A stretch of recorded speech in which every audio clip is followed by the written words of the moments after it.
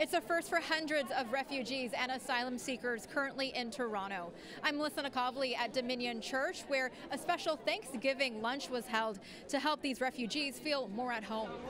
The table's full of food from typical Canadian Thanksgiving dishes to more traditional food from East Africa. Since our guests are planning to become Canadians, we felt it important to share the Canadian tradition of Thanksgiving.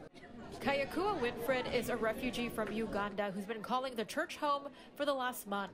It's my first Thanksgiving experience, and it's nice. It's nice because you get to know the new people coming from the ones who live here in Canada and come to pray from this church. The church has been housing 250 refugees since mid-July, when refugees, many of them from Africa, arrived in droves. Because of capacity issues at both the church and city shelters. Recently, about 100 refugees who were sleeping at the church have been moved this week to Windsor and Niagara Falls. We would like them to set up a long-term solution for this, because if people are still arriving, that means more space is needed. The number of unhoused people being turned away from shelters is close to 300 per night. Earlier this week, Toronto Mayor Olivia Chow said half of the people coming to Toronto are refugees, with the city housing close to 5,000 of them.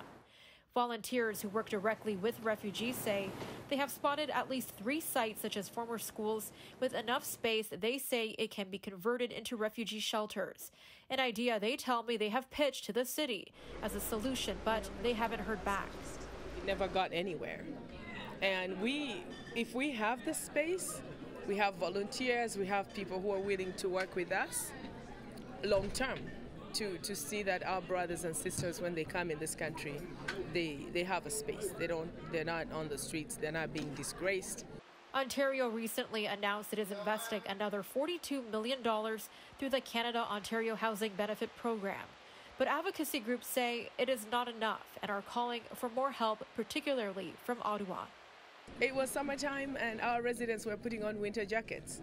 I worry for them. I don't know what's going to happen to the people who are coming in and it's getting colder. In Toronto, Melissa Nakhavoly, City News.